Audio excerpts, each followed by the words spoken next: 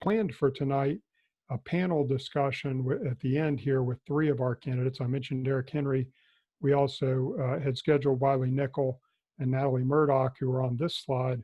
We've gotten word that our General Assembly, as those 2 folks are incumbents, they're still in session as of at least when we started this. So they hopefully will be joining us.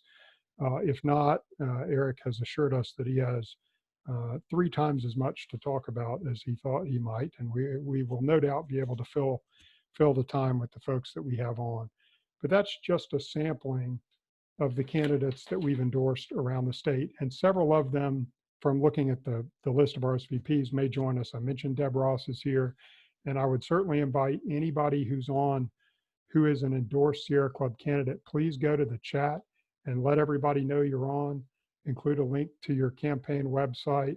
I would really, really encourage the folks. You're going to hear from just a small sampling in the hour we're together tonight of some of these candidates, but please go on and check out some of these other folks who we've endorsed. They are very, very exciting candidates.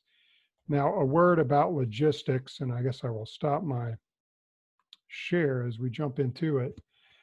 So I mentioned the chat function, which some of you have already discovered. You can use that to communicate amongst yourselves as you're doing, which is great. If you have a question, though, for one of our presenters, please use the Q&A box, which is next to chat. So we will not look at the chat discussion for questions. We will look at Q&A, and we're going to try to do Q&A as we go. So as the first presenter goes, we'll then have some time for questions with him and so forth. So if a question occurs to you as you're going through, please put it in that Q&A box. We can't promise we'll get to all of them. We've already collected a number of questions from folks in our groups that are hosting this. And so, you know, we may or may not have time to get to them all, but please do include your question in the Q&A if you have one. So that brings us to the part of the program that you're here for, and that is to hear from some of these candidates. And I really couldn't be more excited about the folks that you have a chance to hear from tonight. The first one, you know, we sometimes get questions as environmentalists from people who say, well, gosh, why do you guys care who the state treasurer is? You know, that's not self-evident. And I guess I would say, if that question has ever crossed your mind, you're about to find out. You're going to hear a very compelling presentation as to why that is. Our first guest tonight is the candidate we have endorsed in the state treasurer's race. And a little bit of background on Ronnie. Ronnie Chatterji is the endorsed candidate. He served as the senior economist on the White House Council of Economic Advisors under President Obama. He and his family now live in Durham, where he's a professor at Duke's Fuqua School of Business and the Sanford School of Public Policy. He's the son of 2 public school educators, so he is by destiny a passionate advocate for education in our state. But I'll tell you, he is just a really exciting advocate for environmental and social justice as well. And I've had the great fortune to talk to Ronnie a couple of times about how he can use this office and how he envisions being able to really be a force for change in the state. And besides all of that, he's just got one of the great political slogans I've heard. He says he is the nerd we need. And so without further ado, I would introduce the candidate for state treasurer, Ronnie Chatterji. Thank you so much, Alan, and thank you everyone for being here. Alan and I met way back during the primary, and I was so excited to have your support and insights during that process. I ran against 2 great opponents, Jim Bladgmera and Matt Leatherman, and was victorious on March 3rd. It seems like ages ago where we won that primary, and the entire campaign has changed. And now I'm doing many more of these Zoom chats than I ever imagined in my life. I will take about 5 minutes for 2 reasons. One is Alan asked me to talk for about 5 minutes and take questions for the balance of the time. And honestly, I think I learned more from the questions than hearing myself talk. And 2 is I got 3 kids, 7, 5, and 3, and I'm in my home office. So 5 minutes is about all the time they're going to give me before they barge in here. So that's what I'm going to stick to. You know, when I started running for treasurer, most people thought it was a pretty boring job. And I pitched myself, as Alan said, as the nerd we need. We really don't need a partisan politician in this role, particularly when it relates to how ideology has really corrupted people's views in terms of what's going on with our national environment. We need someone who looks at the data and the evidence. And in running for that job, I started to talk a lot about the environment and sustainability issues on the campaign trail. And my sense was people weren't expecting that. When I would talk about these issues, people's eyes would light up. They'd say, well, what can the treasurer actually do on these issues? And I think the treasurer, as much as any statewide office in North Carolina, can make a huge positive impact on the environment.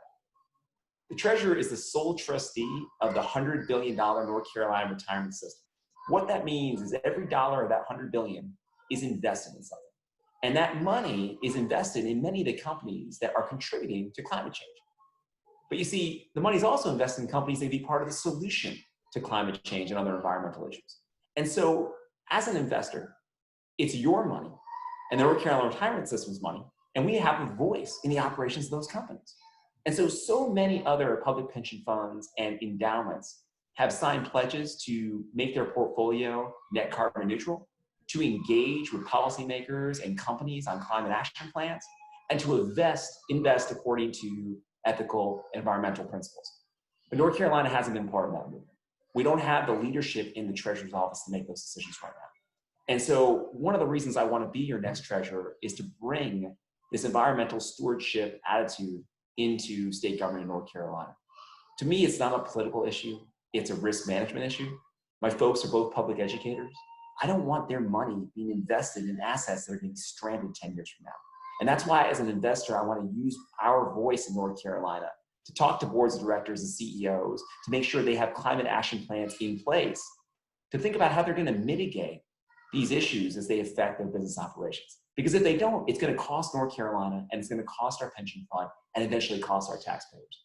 You've seen this across many other states that have been very active in the pursuit of climate justice. We haven't used our voice in North Carolina, and it's time we ought to. The other thing I want to say is we need to use better data in North Carolina. I know Alan really tempted me by calling me a nerd, and maybe I'm going to nerd out here. But there is so much good data on the environmental performance of companies that we're not using. I wrote a book called Can Business Save the Earth, which was all about how institutional investors like public pension funds can use better data and evidence to assess their portfolios. The ESG ratings, as they call them, have come a long way over the last 10 years, measuring environmental, social, and corporate governance concerns. We ought to be taking these data into account when we make our investment decisions, both our direct investments in companies and also in terms of how we choose fund managers all across the world. If we do that, North Carolina can have a huge impact on whether we meet the goals set out by the UN and if we avoid the worst effects of climate change. The treasurer also has a big role to play on other environmental issues. One of the most important investments we make in North Carolina is in water and sewer systems. When you think about how we build infrastructure in North Carolina, it's often using bonds. Well, the North Carolina treasurer approves and issues all bonds. And in assessing those projects, we need to also think about the environmental impact of projects we're doing across North Carolina. I think it's time for another bond in North Carolina at the state level. Governor Cooper has proposed one that I think makes a lot of sense. When bond markets look like they do, it's a good opportunity for North Carolina to go to the debt market with its AAA bond rating and invest in projects all across North Carolina. The treasurer has a say on those projects. And we need to not just think about economic efficacy, we also need to think about environmental concerns and environmental justice. You know, there's been a really important conversation in this country over the last 3 weeks about systemic racism, the kind I've never heard before. But the piece that we also need to bring into this conversation is also about environmental justice, which has a huge impact on the same kind of issues we've been talking about over these days and weeks. As your next state treasurer, I'm going to try to leverage the knowledge and insight of people in the Sierra Club to make these decisions.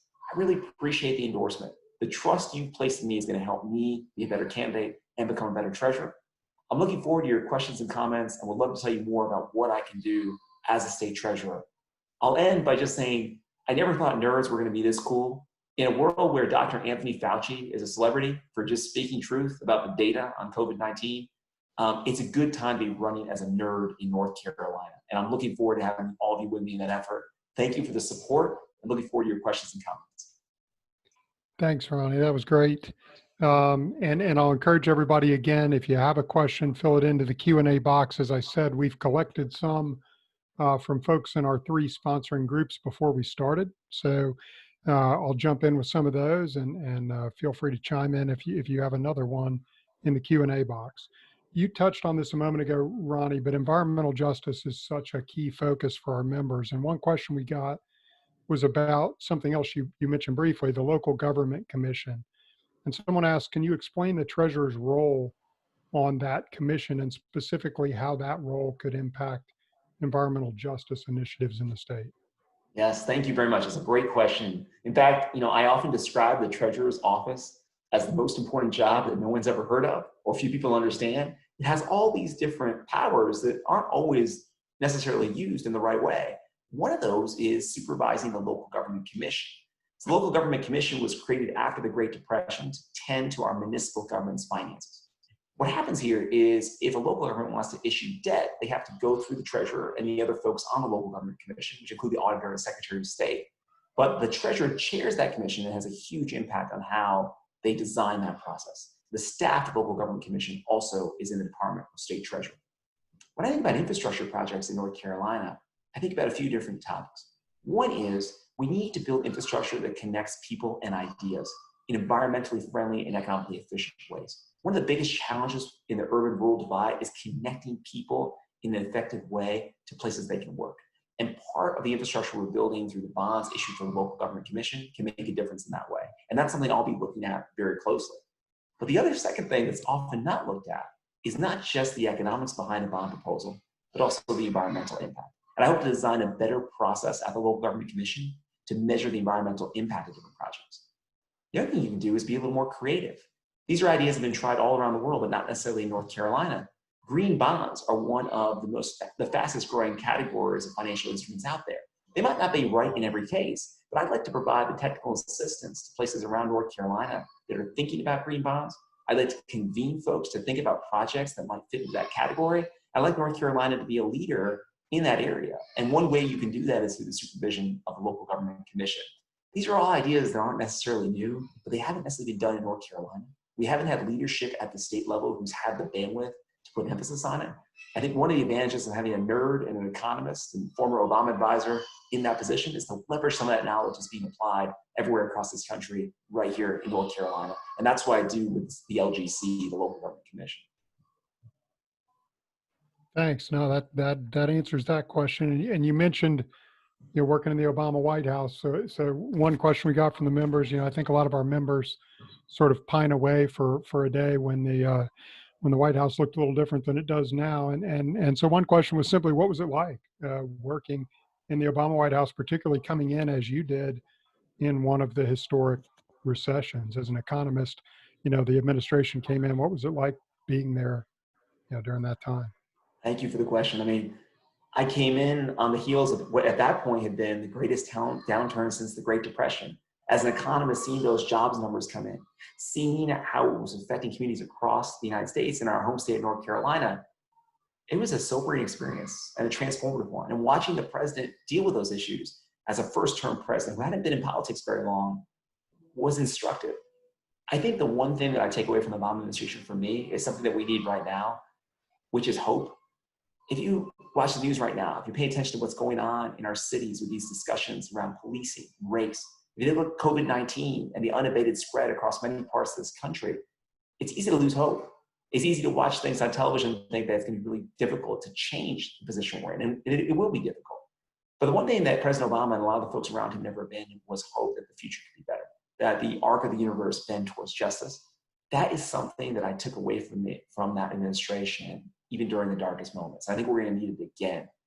The last thing I'll say is there were choices made in that administration about where to prioritize: stimulus and recovery package, healthcare, and environmental issues. And you'll remember that some of the action on climate change did not go forward in the same way that we pushed forward on healthcare reform and the stimulus. I think we're going to have a very different situation at the national and state level come 2021 if we elect the right set of leaders. Climate, in particular, as an environmental issue, is an emergency. And I do think you're going to see renewed focus from policymakers at all levels of government and a lot of willing partners in the corporate sector to work with places like the Department of State Treasurer to really deal with this issue. That's my sense of what we have to look ahead in 2021.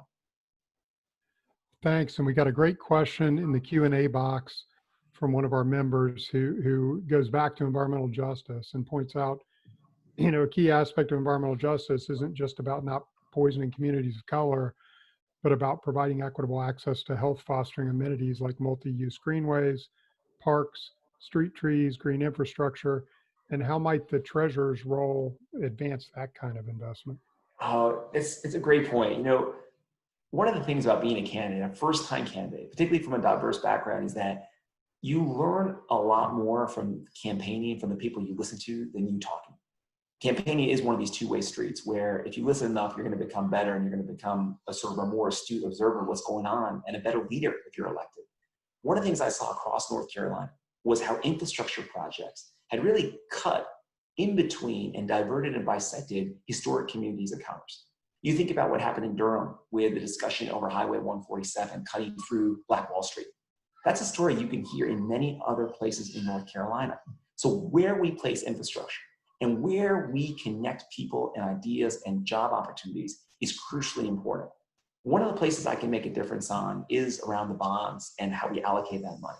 But another place is through our real estate investments. We have billions of dollars invested on your behalf in the North Carolina retirement system in real estate projects. And when I read about these projects, it always strikes me that the affordable housing allocations are really interesting to examine for policymakers. A lot of times those affordable housing allocations are not really affordable at all if you look at the median income in the areas that they're building. But guess who owns those real estate investment trusts? Guess who's investing in those real estate projects? It's the state of North Carolina and the Department of State Treasurer. So now we have an opportunity to put someone different at that table who's going to ask questions about where infrastructure is being built, its effect on housing and gentrification, and how we can actually connect people to the opportunities we're creating across the state. And so I want to start asking those questions to be part of those solutions as an investor in these projects on your behalf. In the end, I think we're going to build more productive and collaborative societies that way that's going to benefit North Carolina as a whole. Again, to me, it's going to be a business question, and I'm going to be able to pursue these kinds of conversations with that lens. Thanks, Ronnie. And I think we got time for about one more question, and I'll combine a couple that we got before because it wasn't lost on our members that you served on Governor Cooper's Entrepreneurial Council, which I know is near and dear to you. And we like to look as environmentalists, there's so much about, business, things business shouldn't do, but there's also entrepreneurial opportunities, particularly in clean and renewable energy in certain areas of our state, where there's opportunities that if we sort of put investment dollars in the right place, new industries, new economies, more sustainable economies could spring up. So what can you tell us about your experience on the Governor's Entrepreneurial Council and how that might translate to your view of some of those industries as treasurer? Yeah, it's a great question, Alan. I think you're right about the framing of environmental justice issues and the fight for sustainability. They can be framed in positive and negative ways. I think a lot about the opportunity presented for North Carolina and the country by the quest for sustainability. And I think a lot about the entrepreneurs and innovators who are in school right now, coming up with great ideas, let's say on new battery technology or ways to capture carbon, or ways to bring new people into the energy workforce in sustainable ways as well and improve that pipeline. And when I think about these topics, I think we got to encourage entrepreneurs and innovators to direct their inventive efforts to energy and environmental issues. Right now, a lot of the venture capital and a lot of the investment is in software applications, often building consumer-related applications. But there's a huge set of talent that can also be directed to work on our greatest environmental challenges. Those projects don't always require the same kinds of financing models. We need to be more creative. One of the things I want to do as treasurer, though, is use the venture capital multiplier fund that we already have in place to invest in sustainability solutions. The state of New York announced a $10 billion allocation to sustainability strategies. North Carolina can start to think about how to invest in these entrepreneurs and innovators right here in North Carolina, create jobs, and do good for the planet. And so I plan to be pretty active in that entrepreneurial ecosystem. One of the things I'd love to do is travel around the state to those accelerators, those incubators, those small business technical assistance offices, and understand what technologies and businesses they're working on that can help us both in the energy industry, but also deal with environmental solutions more broadly. I want to be a champion for that. I think having a treasurer who has a background in entrepreneurship and innovation, who's thought about these issues, can be a real asset to the state. And I want to give those entrepreneurs and innovators the tools they need to change North Carolina and change the world. Well, thanks so much, Ronnie. I know you're busy and you survived your 3-kid window with nobody barging in. And we so appreciate you taking time out to be with us. We're very, very excited about your campaign, very proud to be able to endorse you. And just thanks for taking the time to be with us tonight. Thank you, Alan. Thank you to everyone in the Sierra Club. I really value your endorsement, and let's keep the communication going. You can all reach me through our website. Thank you for the opportunity. Great. Thanks, Ronnie. So shifting gears to our second presenter, somewhat like the treasurer races. Sometimes you hear, well, gosh, what, why do environmentalists care about the state judicial races, the appellate races? Well, again, if that thought's crossed your mind, you're about to find out why. Our next presenter is a current judge on the Court of Appeals. Chris Brook grew up in Raleigh. He got his undergraduate degree and law degrees at UNC, where he was the director of the law school's pro bono program. Judge Brooks started out in private practice, but became a staff attorney at the Southern Coalition for Social Justice before ultimately becoming the director of the ACLU of North Carolina. He was then appointed to the Court of Appeals by Governor Cooper. And Judge Brooke has, when you look at judges, you look at sort of what has their background been, what is their perspective going to be from the bench. Judge Brooke has a long history of service to our community outside of his day job. He helped to found a monthly housing law clinic in Durham. He served as a volunteer attorney at the Compass Center for Women and Families.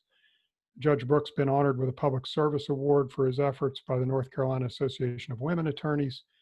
And he also won the North Carolina Justice Center's Defender of Justice Litigation Award. He currently serves as the Bar Association's Constitutional Rights and Responsibilities Section Chair. So Judge Brooke is a busy guy, and now he's learning how to do oral arguments in the Court of Appeals by Zoom. So without further ado, let me present to you Judge Chris Brook of the North Carolina Court of Appeals. Well, thank you so much, Alan, for that introduction, and thank you so much to everybody who's here this evening joining us. Thank you for this opportunity to the Sierra Club, and thank you for your endorsement. It means an incredible amount to me as someone who has grown up in North Carolina, and one of my favorite pastimes is just enjoying the beautiful state that we have, from the mountains to the coast. So your endorsement was exceptionally important to me, and one that I really, really value. Alan gave you a little bit on my background. I grew up in Raleigh. My joke here is that you can walk from the North Carolina Court of Appeals to my middle school and my high school. My middle school is formerly Daniels, now Oberlin Middle School, is a little bit of a schlep, but Broughton High School is about a 15-minute walk from our court.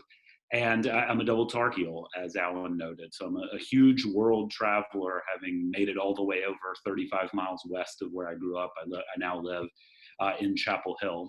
But after graduating from UNC, as Alan mentioned, I was an attorney at a law firm in Raleigh for about 3.5 years. And then I joined the Southern Coalition for Social Justice, which if you live in Durham, or if you care about voting rights or civil rights work in the Triangle, you probably have heard of. It was founded by Anita Earls, now Justice Anita Earls. So my joke here is that Justice Earls, as I now need to call her, has been my boss on 3 separate occasions. She was first my boss when I was an extern at the UNC Center for Civil Rights in law school. She hired me at SCSJ, and now she grades my homework across the street at the North Carolina Supreme Court when appeals get filed of our opinions at the Court of Appeals over to the Supreme Court. I was at SCSJ for about 3.5 years, and I was sort of the jack of all trades there, doing some environmental justice work, doing some voting rights work, doing some heirs property work, which deals with Black, in particular farmland, but Black family land, especially in the eastern portion of our state. That's a great source historically of wealth in the Black community, but is too frequently lost, and we would oftentimes be working with families to protect that land. And then, as Alan mentioned, for the 7 years, almost exactly 7 years before I was appointed to the North Carolina Court of Appeals, I was the legal director of the ACLU of North Carolina, and handled protecting the constitutional rights and safeguarding the constitutional rights of all North Carolinians during the course of those 7 years. Everything from LGBT rights to First Amendment rights to protecting folks' Fourth Amendment rights and their rights to not be subject to unreasonable searches and seizures, and litigated throughout our state and federal court system, including successfully leading litigation at the United States Supreme Court. Governor Cooper appointed me to the bench in April of 2019. I've been on the Court of Appeals now for just about 14 months. And in the course of that period of time, I've written around 75 opinions. So in about 14 months, I've written around 75 opinions, which is more than an opinion a week. And that gives you an idea of the volume that we deal with at the North Carolina Court of Appeals. But we also touch on a little bit of everything. We handle everything from environmental cases to family law cases to workers' compensation cases, and then more than half of our docket is criminal. So if an issue matters to you, it most likely comes in front of the North Carolina Court of Appeals. And listen, the North Carolina Supreme Court, it does not get more important than the North Carolina Supreme Court. And I was so excited, for example, to see the Sierra Club also endorse Chief Justice Sherry Beasley, who does such a wonderful job leading our judicial system. But the reality is that the Court of Appeals plays a vital role as well. 90 to 95% of cases that are appealed and in our appellate court system end at the North Carolina Court of Appeals. The Supreme Court has some discretion about which cases they hear. The Court of Appeals, typically doesn't have that sort of discretion. We have to hear cases, and usually we're the end of the road for litigation. Let me give you an example. Earlier this year, there was voter ID litigation about a voter ID requirement that had been put in place by the General Assembly. A unanimous panel of our court, I was not on that panel, but a unanimous panel of our court ruled that voter ID provision unconstitutional. Because it was a unanimous decision, the North Carolina Supreme Court didn't have to hear that case, and for the moment, the North Carolina Court of Appeals had the last word. So it's exceptionally important to remember the judges from top to bottom, but the Court of Appeals plays a hugely important role. We're a 15-judge court sitting in 3-judge panels. And the final thing I'll say, because like Ronnie, and gosh, it is hard to follow Ronnie. How good is Ronnie? How excited are you about voting for Ronnie? But the final thing, but like Ronnie was saying, the questions are the best part of this. So I want to make sure we get to those. But the things that I bring and that I think you can see from my opinions are, first, that I work hard on every case. And that should be a given. But with this sort of volume, you have to work hard to do a good job day in, day out. And second, I want to be independent, not a rubber stamp for any interest. And then finally, I want to respect and treat everyone equally who appears in front of our court. And I think if you look at the body of case law that I've built up, you'll see that I've done that sort of work in my time on the court, and I love my job and want to keep doing that work going forward. But thank you again for this opportunity. Really, really appreciate it. Look forward to the questions. Great. Well, thanks, Judge Brooke. And again, I'll encourage everybody to chime into the Q&A box if you have anything as we go. But again, we collected several from our folks who have scoured your background and had interest in your in several aspects of it. And I know, Judge Brooke, you obviously can't comment on anything that might come before you or anything like that. But given your background at the ACLU and SCSJ and the sorts of cases you work with at that time, one of our members posed the question that, given what we see on the news every day in this time of unprecedented upheaval, is there any perspective you can offer from your time in those trenches or particular cases you had that sort of inform your perspective as you see the news we're all looking at every day? Sure. Well, I think the obvious point, but it's a theme and it's an important point, is the challenges that were rightly and long overdue in giving due attention at the present moment are not new challenges. Communities of color have struggled to be treated fairly and equally by our justice system, either the criminal justice system or the civil justice system since the founding of our country. That is an empirical fact. And we should be data-driven about this, and we should be thoughtful about this. But, my work at SCSJ included environmental justice work. I worked on cases where, environmental hazards and challenges like dumps in communities are quite frequently and disproportionately placed in disproportionately communities of color. Those sorts of environmental justice issues are not new. Family law decision cases come in front of our court with frequency. Anyone who's looked at those issues in an empirical way knows that Black parents are oftentimes treated more harshly than white parents who are in the family court system. At ACLU, obviously we're rightly talking about what happened to George Floyd and how hard it is to wrap your head around that. That's not a new story. But there are also daily and things that don't necessarily grab you by the lapels in the same way. One of the things that we documented when I was legal director of the ACLU of North Carolina was how court fines and fees impact low income and in particular communities of color in our state, and how a court fine and fee that for me would be an inconvenience can result in someone losing their driver's license, which can challenge their ability to continue to keep their job, which can very quickly result in them being behind on rent payments, which can impact their ability to retain custody. There are daily ways in which we need to be looking at how to make our justice system more equitable.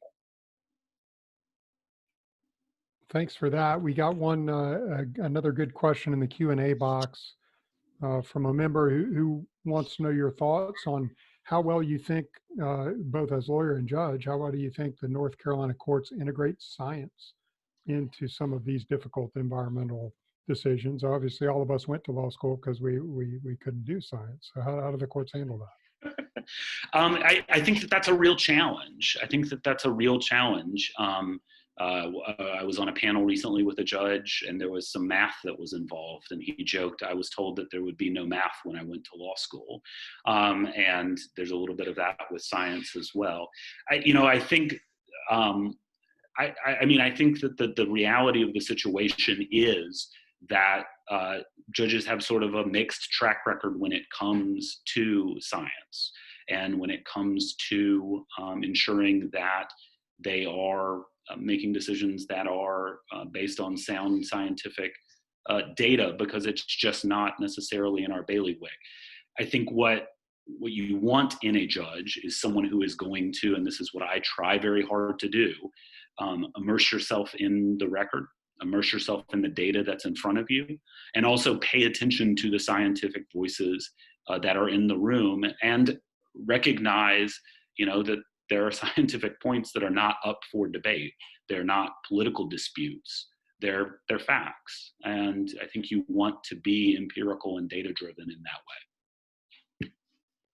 Well, thanks for that. And thanks for that good question. We're running a little bit long, but I've got one more for you that I just can't resist, Judge Brooke. I was involved in a lot of interviews of candidates of all different kinds of office. As best I can tell, you were the only candidate of anyone to whom we sent a questionnaire who indicated that you filled out your questionnaire on your commute on a Go Triangle bus. So as your parting commentary for our members, if you could tell us a little bit about how you use public transit and why that's important to you. Well, it's important to me because, I want to try to live as carbon neutral a life as I can. I drive a Chevy Volt because that's important to me as well. I'll also just for, it's important to me for a perhaps more selfish reason. I get a lot of work done on the bus, and I don't think about traffic or get angry about somebody cutting me off because I'm in my own little world responding to the Sierra Club endorsement questionnaire or reading briefs. But there are two different ways that I typically do it. My favorite way, and this is challenging when you have to wear a tie a lot, is to ride my bike up to the bus stop. I live in Chapel Hill, as I mentioned previously, on North Columbia and Franklin, and put my bike on the front of the CRX. And then the CRX drops you off right at the Secretary of State's office, which is catty corner from our court. What I'll acknowledge that I end up doing more frequently, unfortunately, is driving to the Regional Transit Center and getting on the 105 and taking the 105 into Raleigh. And again, getting dropped off right at the Secretary of State's office that's catty corner. But to me, it's a way to just sort of minimize my impact, but also, like, again, being entirely self-serving. My blood pressure is a lot more manageable when I limit how much I'm driving.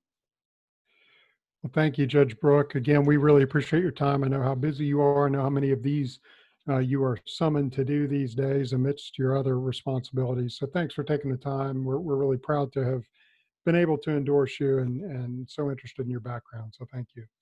Thank you so much for having me. I really appreciate it, and appreciate the opportunity to speak to you all tonight. Great. Thank you.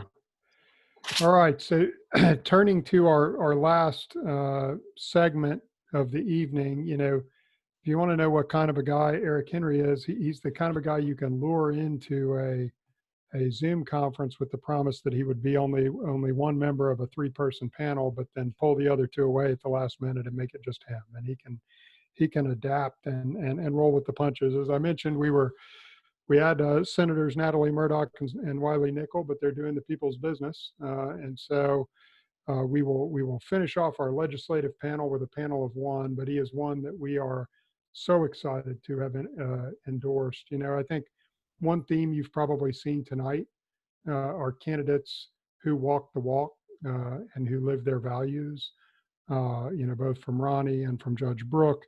But there's maybe no better example of that than Eric Henry. I mean, he's been an advocate for things that Sierra Club holds dear for years and years and years. I'm sure he will tell us a little bit about his sustainable business that he's involved in and his sustainable farming that he's involved in. And among all the many other things that he does, he's also a guy who can get you a really nice mask, as I know. I've got about 5 of them sitting right here on my desk. So I will let Eric sort of kick it off. We were going to do a panel just with questions, but given, Eric, that it's just you, if you want to take a few minutes and just sort of introduce yourself to the folks and make whatever remarks you'd like. I do have some questions for you, and there may be some in the Q&A, but introduce everyone to Eric Henry, candidate for NC House District 64 in Alamance County. Thank you, Alan, and thank you so much for the support of Sierra Club. Again, my name is Eric Henry. A little bit about my background. It's not been a lot of time in college. I guess it's a school of hard knocks and living on the front line. I've lived in North Carolina now for a little over 60 years. I've been a part of TS Designs. I'll talk about TS Designs in a minute, of what's an important part of the life and the community in which I live. But to me, it kind of boils down to an event that happened January 1, 1994. Prior to that, I started a t-shirt business while I was in NC State in 1978. And that got me from NC State to UNC. And I was going into my senior year at UNC to the econ major. And I was balanced between running a business, which had people working for me. I enjoyed what I was doing. And back in, that was 1980, things were a lot simpler than they are today. So I looked around, enjoyed what I was doing, and not my parents' decision, but I dropped out of UNC with 18 hours to go to join my business partner, Tom Sineath, to launch TS Designs. We grew that business to a large volume contract screen printer, and our clients were Tommy, Nike, Gap, Polo, and everything was going great. The banks loved us. 100 plus people worked at TS Designs. And then when NAFTA was ratified on January 1, 1994, within 2 years, all those brands were gone, and I was looking at about 14 employees. The economy had written us off. They said essentially apparel and textiles are dead in this country, and either you want to stay in the business, you have to go overseas, or you get an overseas partner.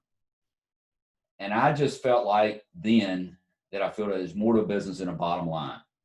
And the big thinkers at that time were the Paul Hawkins, the Ray Andersons, and got to know that idea of what they call triple bottom line: people, planet, profit. And when you talked about a triple bottom line, now we're into the later 90s, people have that glazed over look. Triple bottom, business is about profit.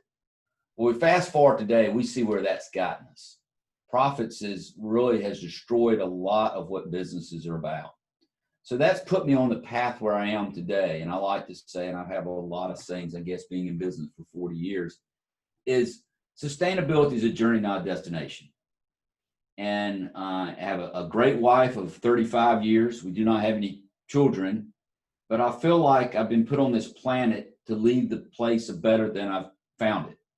And so one thing I say too about our business is every day we make choices. And unfortunately, we live in a system that those choices are usually determined by price. And a lot of times those price, we don't understand the negative consequences of our choice. So what I encourage anybody that knows me and what I've done is every day when we make those decisions of the cup of coffee we buy, the gallon of gas that we use, or the shoes, and we'll talk about them t-shirts in a second, not only we understand the economic because we have to pay for it. The money's coming from somewhere. But what is the environmental and social impact of that choice? And TS Designs, and please, if you ever come to Broad, come see us. I'd like to show you around. As I look out the window here, I look at a forest. When we built this building 30 years ago on 4.5 acres, which used to be farmland, there wasn't a tree out there. And so it's those things that we've done over a long period of time that basically goes back to the root of what we're doing. So back to the t-shirt, but what I wear on my body. We're focused on making a t-shirt in a domestic, transparent, equitable supply chain. I believe what COVID has done is given me a second time at bat. Because what happened at NAFTA is it destroyed the textile and apparel industry. But unless you were in that industry, and especially if you're outside of North Carolina, you just got cheaper clothes. It really didn't have an impact to you. COVID is impacting all of us, our health, our business, our investments, destroyed. But what I also tell people is the issues that COVID is bringing to the table, racial injustice, income inequality, all these issues were already there. We just failed to recognize them and address them because we got focused on stock market's good, unemployment's low, economy must be great. And unfortunately, this country has a track record. Time and time again, we wait till the situation becomes untenable or broken before we address it. And that's what's happened with COVID. And then again, I listened to as I got a bad, okay, back as climate change, you know, I've been a follower or looking at for many years. And what can we do as an individual? What can we do as a business? And what can we do as leadership? Because I think climate change is another thing. There was a great cartoon that was passed around a couple of weeks ago. And it was, and I might have even passed this along to Alan or something. I don't know what it is, but you've got in a boxing ring, you got the planet Earth and you got the COVID virus, because the COVID virus is this globe thing. So they're fighting. But sitting right outside that ring is this giant thing called climate change. And that didn't go away. And we have to, as we start addressing these issues and challenges, and what I like to say is we do not need to go back to business as normal. We need to build new businesses and new community. Because another thing that I like to say, from a business and from a campaign, a community cannot be successful unless everyone in that community has an opportunity. We have to tear down barriers to keep people. That's why simple things like Medicaid expansion, moving people from a minimum wage to living wage job. How can you expect these people to participate in a climate change talk if they're not even making a living wage job? And it goes into, I was at a conference in Vancouver last year, because again, with our t-shirts, we're actually buying the cotton from the farmer. And we're basically going dirt to shirt in a completely transparent supply chain. And if you know anything what's happened with cotton right now and agriculture and climate change, because of the way prices are determined, we're asking our farmer to plant cotton in the ground less than he's going to get than his costs are. So one thing you do, and that's why I really believe in this idea in a business of a triple bottom line, is at this conference, they were all, we need these farmers to do these other things to make a better environmental impact. Well, I says, until this farmer's making profit or money, they don't care. They're trying to survive. Another example I love to give them, you know, and again, we've been at this a long time. We understand the value. On our roof is 8.3K solar array. We put that in 15 years ago. You can probably put it about half the price. And the plan was, well, this was before the crash of 2008, 2009, because the plan was to put one of those array in a year. And in 8 years, we would be energy independent from the standpoint of electricity. When 2008, 2009 hit, our business crashed. Well, if I kept putting the arrays up there, basically TS Designs would crash. So we had to balance that. So I always like to say, every decision we make at TS Designs, there are 3 people at the table: the people, the planet, and profit. And this is so built into our DNA, to our business and how we operate, that that's just, you know, it's kind of, people always says, well, I want to see, you know, what you're tracking. And it's just built in our DNA, which gets us to another thing. We became the first B Corp in North Carolina. If you know anything about B Corps, there's like 3,000 companies now worldwide. Patagonia, Ben & Jerry's are 2. NECA. Unfortunately, another reason to be successful in Raleigh, our state does not allow benefit corporations. We cannot take our C Corp, this is C Corp, S Corp, and unlike 37 other states, become a benefit corporation. Because, again, Alan probably knows this being a lawyer, the way S Corps and C Corps are set up is maximize return for shareholders. What benefit corporations do, yes, it understands profit, but it understands those other 2 P's of people and planet. That's why we've always paid a living wage. We have never paid a minimum wage. And so it's this journey we go on. And so what I'm hoping to do in Raleigh is I understand being a small business owner. I understand about making a payroll and playing by the rules given me. But we have to start changing those rules. And again, because I see it every day, we make a product here in North Carolina, impacts jobs in North Carolina. And my biggest competition is not another company. I'll compete with anybody in the world. It's price. It's price with people, they make product overseas and bring it here to sell to us. So it gets you the next thing. Our best customer is an educated customer. So there's so many, you know, I had no idea when the governor reached out to me back in November to run. And 64 is a tough district. Let's just say it's conservative with a lot of Confederate flags and a lot of Trump supporters. But I hope with COVID and the broken system we see in our economy, especially talking to other farmers, that I can reach out to them and says, we cannot go back to business as normal. We have to build new businesses that are more resilient, because diversity is resiliency. You know, the whole thing we did a few years ago where we basically gave up the tax credits for solar to support fracking. You know, we can't be thinking short term and thinking about long term. That's why, you know, I drove a Volkswagen Golf and put over 300,000 miles on it, making biodiesel here. Then when I found out the benefits of electric vehicles, I drive a Chevy Bolt now with 80,000 miles on it. But it keeps going back to the point I said earlier. Every day we have a choice. And the choices we make determine the environment, the economy, the world, the community we live in. So I just keep driving that home, because we make those choices and we got to give people the information and then make better choices, because ultimately we are the sum of those choices. And unfortunately, that's why we're challenged with the problems we got.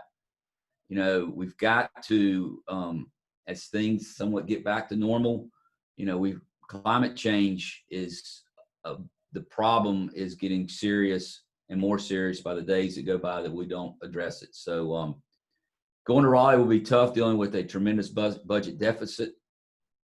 But again, we have to change the way we do business in Raleigh and create opportunities for everyone.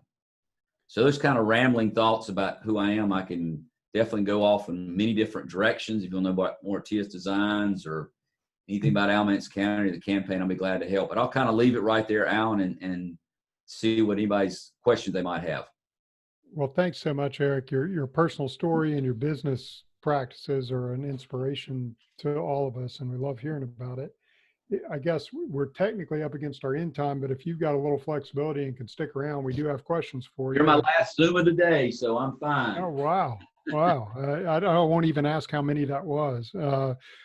But, you know, we got a question in the chat that I think is a good one, and it sort of falls on a point you just made. And one of our members commented that, you know, she's amazed by how much plastic is on everything, and she'd love to see more things packaged by hemp or otherwise sustainable products. And I guess it sort of leads to the bigger question, how can you translate your story as a sustainable business person? How can you go to Raleigh and what do you have in mind that you can do to try and sort of upsize that to a model that more people can do around the state?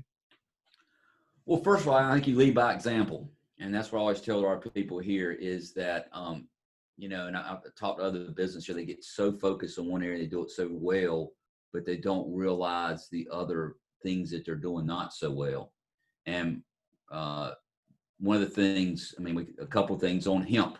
I was very involved with helping North Carolina become a pilot state.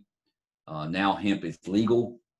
I'm working with a group that hopefully by 2021 will bring the first domestically North Carolina grown, processed, and manufactured cotton hemp t-shirt to the market. Hemp has a lot of benefits. It partners well with cotton. It has tremendous environmental benefits from the impacts of not only the growing the cotton, but also the durability on the fiber itself. So there's a group of us, and again, it gets me nothing.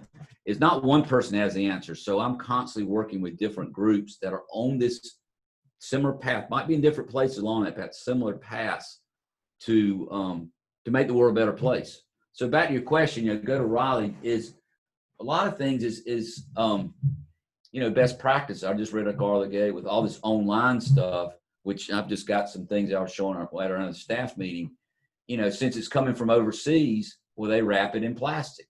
We're in the process of launching a new brand that sells directly to the consumer, all done in the Carolinas. So we can manage our product with essentially no plastic. So show people examples of what it can do. And then we have to long-term, we've got to address the negative external cost. We live in a time where we are passing, climate change is a perfect example of that. That gallon of gas that we're buying obviously costs a lot more than we're paying at the pump. And we measure the impact it does to the environment. Same thing with plastic. And again, I just learned a couple years ago about microplastics, and we're actually getting ready to develop a whole brand around a recycled poly cotton t-shirt. We'll learn about we totally scrapped it, dropped the brand, dropped the 10,000 pounds of yarn, sold that off, and only focused on natural fiber. So again, you've always got to be open to learning. You associate your large group of people, but again, there's a lot of people out there doing some great things, not only in this country, around the world. And first of all, I think making people aware. They just have no idea. I can't tell how many meetings I go to, and the first thing is hand me a plastic bottle of water. I always bring my cup with me. Guys, cup's got probably 10,000 miles on itself. And so, but again, it's those little things, and one last thing I'll leave is our styrofoam cup story. You can still get styrofoam. Styrofoam's not illegal, but we shouldn't be using styrofoam in most applications.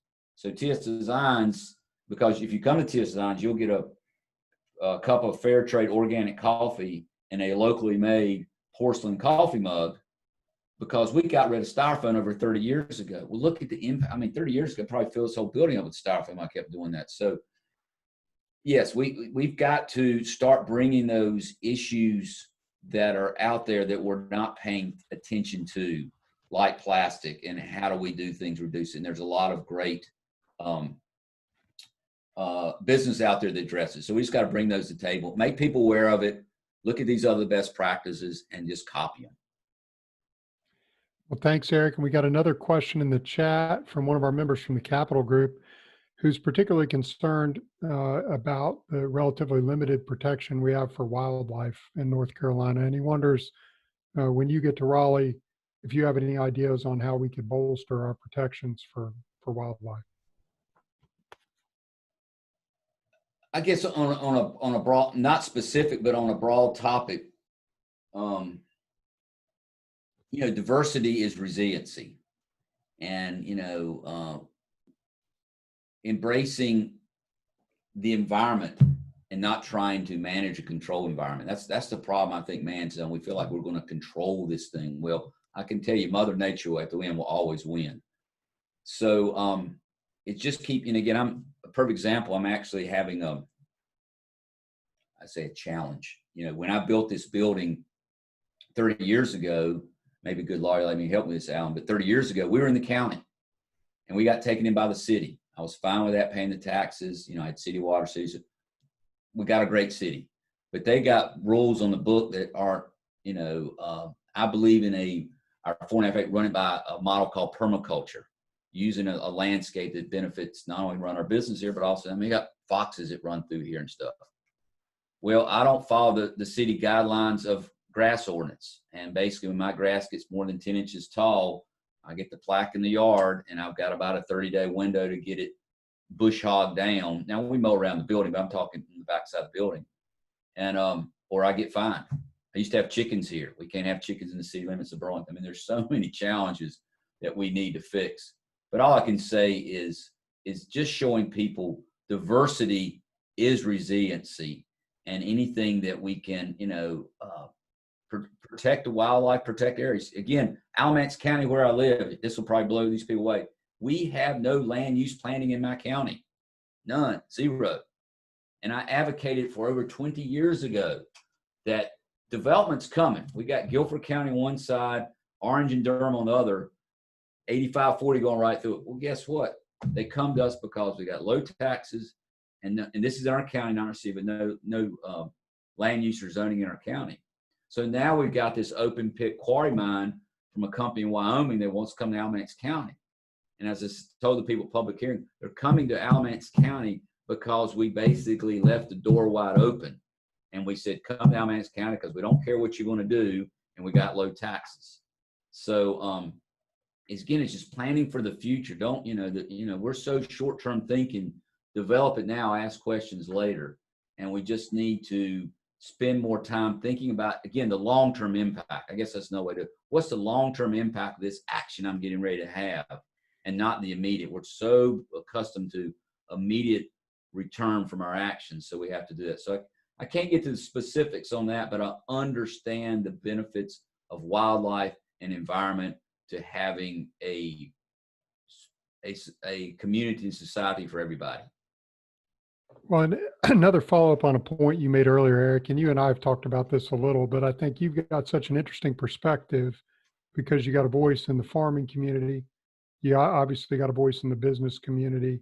And as you mentioned, you got a tough district with a lot of Trump voters and conservatives. And frankly, it's a mystery to a lot of us on this call why so many environmental issues become so highly politicized, but Yes. they do. And so the perspectives you can share both from the campaign trail and from how you would interact with your colleagues across the aisle.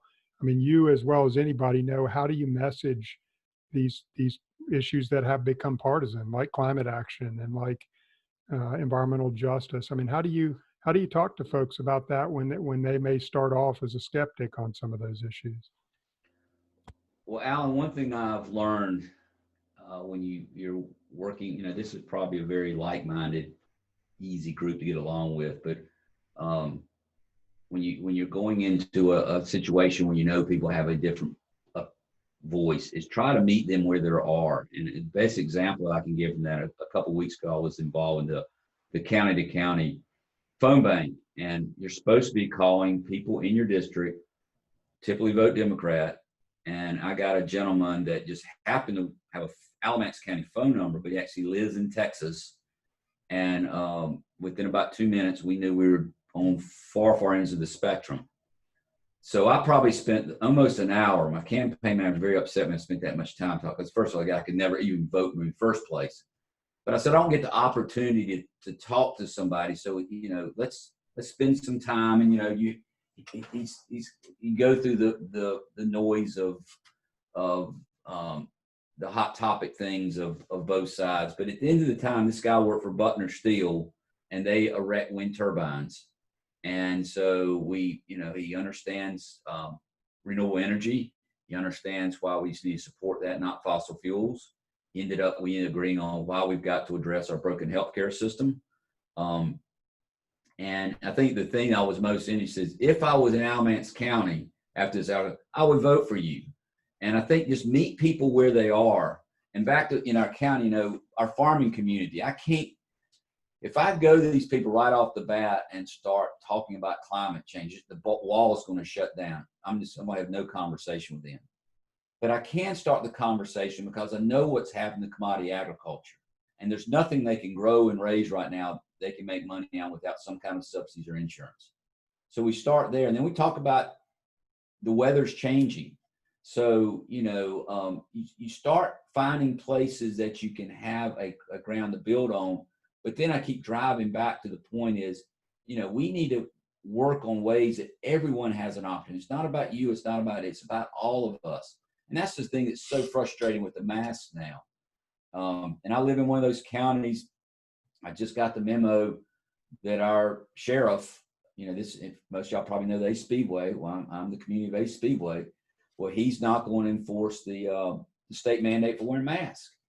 And it's just so sad that we've taken, and I got a dad of 91 and a mom of 85. And as somebody spoke earlier, I go to the experts. I believe in science. I'm not the scientist, but I will definitely go to those people that this is what they've been trained in, understand and believe in. And that's what our governor's done. But, it's just sad. It's become so partisan that even a simple thing that protecting our health of everyone here has now become some political volley that we have to face with. So, again, Alan, I've been in this community for, I said, 60 years. I know a lot of people. I haven't burned too many bridges. I've, helped started the first cooperative brewery. And so I think I, have been around long enough that I can at least start those conversations. Will I be successful in November? I'm going to give it a heck of a fight. I think Dennis Riddell, who's the incumbent, lives probably a mile down the road from me. No, for once he's going to have a challenge. In the past, he just runs uncontested. So I'd hate to be a Republican right now, especially if you want to support your president, the crazy stuff he does. But it'll be interesting to see. But that was the main reason I wanted to run, Alan, is that it's been an uncontested seat for as long as I remember. So we need to give the people in my community an opportunity and a choice. And that's what I want to do in November. And hopefully we'll have time for some debates. I would love to do that. And then, as I told Dennis when I talked to him earlier, I'm looking for a constructive, meaningful conversation in our community, but give our community a choice. And if they choose Dennis and the Republican, at least they had an option. In the past, they haven't had an option. But I do believe, because of having the opportunity to be in this community and connecting at different levels, being small business, agriculture, and some other things like that, I'll give it a good shot. Thanks so much for your time, Eric. We appreciate you being with us and for being willing to stick around 15 minutes long to talk with us. But, I would encourage everybody to check out Eric's campaign website, check out TS Designs. It's, as you've heard a little bit about tonight, it's a neat story of again, I think like the other candidates we've heard from tonight, somebody who not only talks the talk of our values, but has walked that walk for a number of years. So we're proud to endorse you, Eric, and thanks for taking the time to be with us tonight. Well, again, thank you for your support and your time. And if you're post-COVID, love to give you a tour of TS Designs. But again, thank you. Have a great evening and appreciate again the opportunity. Well, thank you. And thanks also to Senators Natalie Murdoch and Wiley Nickel, who couldn't be with us tonight, but that's because they're fighting the good fight on the Senate floor. And we will have an opportunity to hear from them, I'm sure, along the way. And be on the lookout. There will be potentially more of these 50 for 50 virtual fundraisers as we roll across the state, and our various groups chime in, and you get to hear from more of our endorsed candidates. But again, just a word of thanks to our sponsors. Thanks to all the great candidates who joined us tonight. It was great to hear from all these folks, and thanks so much for the staff and for the sponsors and for the planners who made this all happen. Everybody have a good night.